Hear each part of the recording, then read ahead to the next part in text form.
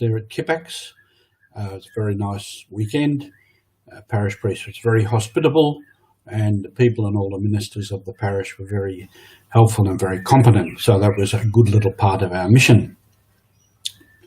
I want to turn today to a treatment of leadership, which is an important part of the life of the church and of society.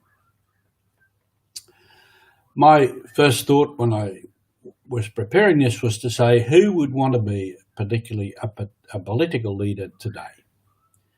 Very, very difficult situation. Whatever you do, you're going to be wrong, and there'll be someone to criticise. And in that, who would want to be a business leader today, trying to guess what was going to come, and many other types of leadership. So we're living in difficult times, so leadership is difficult. Tell a little story first. One of our MSC priests who was in Papua New Guinea for many years, I was talking to him one day, and I guess being young and critical of many things, I said, as part of our conversation, who would want to be a bishop? What a difficult job. Better to remain a parish priest and to serve the diocese in other ways, but who would want to be a bishop? He was quiet for a moment, and then he said, I did once.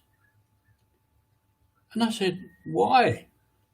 And he said, I thought I could make a difference. And he probably could have. He didn't become a bishop. Somebody else became a bishop at the time, and life went on, and he was okay with that. But a leader needs to be able to make a difference. And hopefully leaders are there in order to do that. As we know, there are many different types of leadership. In Papua New Guinea, where I was for many years, traditionally there were basically two types of leadership. One was a chieftain system, where the chieftainship was hereditary. The eldest son of the chief became the chief. There were some variations in that, but that was basically what it was.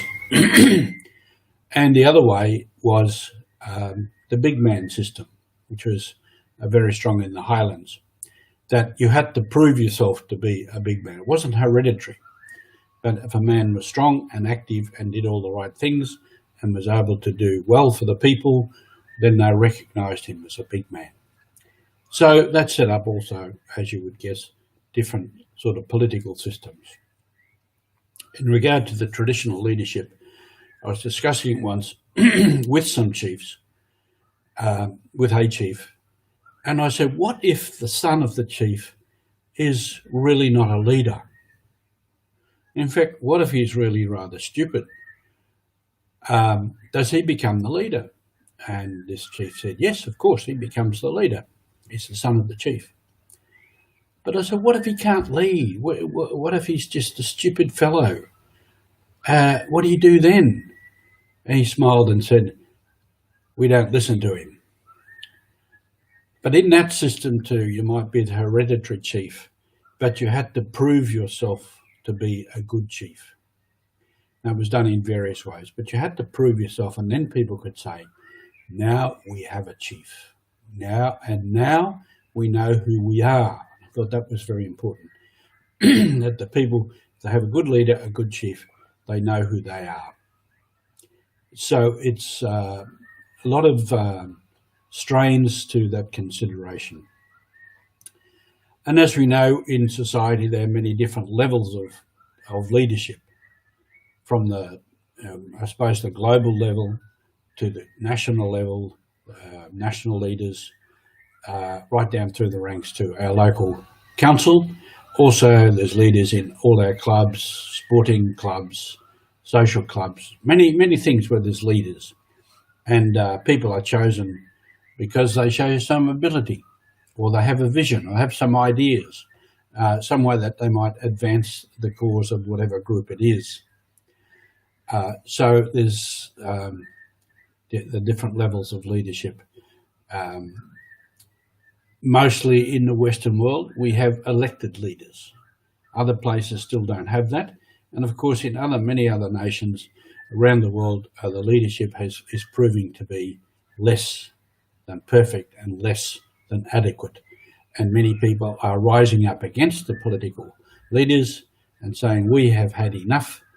We want better leaders. We want a better administration of the country and all the other issues associated with it. So people want good leaders, and they are prepared, not like some in Papua New Guinea at that time, just not to listen to them, but to actively advocate that they change. So leaders carry a great responsibility in that position. People also carry a responsibility for their leaders, to elect their leaders, and if their leaders are not adequate, to call them to account. I want to just give you a couple of questions that you might take with you during the coming days about leadership. In your community, what sort of leadership do you experience? Now that might be the political leaders or community leaders or whatever. What sort of leadership do you experience? What style of leadership do you wish to have? And if you are a leader, how do you exercise your leadership? Just some things to consider. Have a good day on mission. We'll see you again.